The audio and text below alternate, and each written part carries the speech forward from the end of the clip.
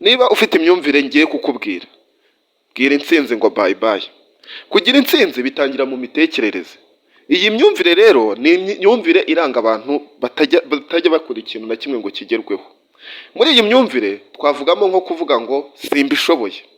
Abantu benshi bajya bibaza niba bashoboye ikintu, ariko reka nkubwire ikintu kimwe: nta muntu ushoboye ikintu, ahubwo umuntu akimenya kuko yakigerageje, umuntu akimenya kuko yagikoze. Kubera iki? Abantu benshi batsindwa mbere yo kugerageza, barangwa no kuvuga ko nta mpano bafite, mbese ngo nta bushobozi. Gusa buriya gutsinda si uko ugomba kuba uri mwiza, ahubwo ni ukugerageza ugatera imbere birenze ku byo wari ufite, ukiga kandi ugahindura ibitagenda neza. Kubera iki? Buriya nta muntu n'umwe wavutse afite ubushobozi nk'ubwo yaba afite uno mwanya wa none, ahubwo icyabaye yagiye yimpuruvinga, agenda ahindura ibitagenda neza, agenda akora ibyo atekereza ko bitagenda neza, arabikosora, birangira atsinze. Indi myumvire ya kabiri ni ugutekereza ko gutsindwa ari igihombo. Nshuti yanjye, niba ufite umuntu w'inshuti yawe utekereza ko gutsindwa ari igihombo, cyangwa nawe ukaba utekereza ko gutsindwa ari igihombo, uribeshya cyane. Iyi ni imyumvire mibi. Nuramuka utekereje ko gutsindwa ari igihombo, ntuzigera ugerageza, uzakomeza uvuge oya sinshaka guhomba. Umuntu ushaka intsinzi rero abona intsinzwi nk'icyigisho. Iki cyigisho kimuyobora gushaka igisubizo kirambye. Rekeraho rero gutekereza gutsindwa kuruta gutsinda. Ntabwo wavukiye gutsindwa nshuti yanjye, oya, ntabwo wavukiye gutsindwa, ntiwavukiye gutsindwa. Ibi rero wabihindura. Imyumvire ya gatatu noneho yo ibabaje, kandi abantu benshi bahura nayo batabizi, ni ukuvuga ngo nta mwanya uhagije mfite. Nshuti yanjye, umwanya waburiye he? Ese wari uzi ko ikintu ushaka burya utakiburira umwanya?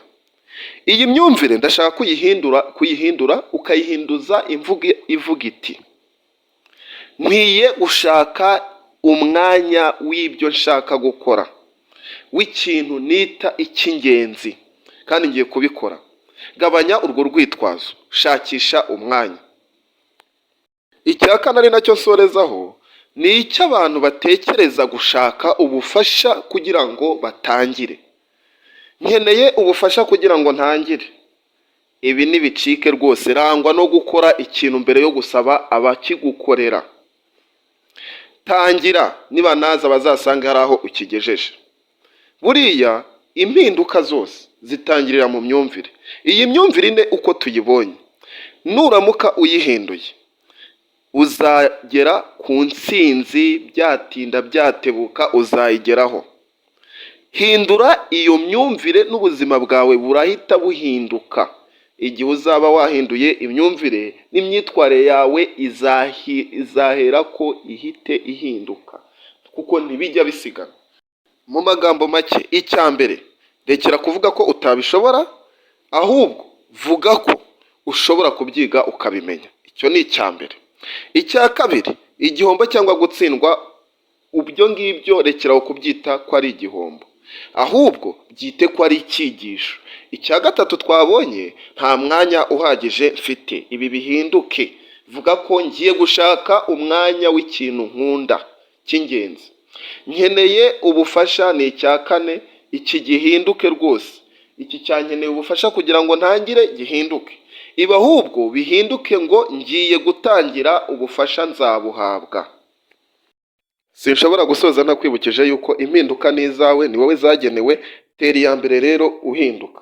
Mbere na mbere hindura iyo myumvire. Numara kuyihindura, ikindi usige komenti kandi unasubscribinge niba utarabikora. Ndabakunda cyane. Ciao.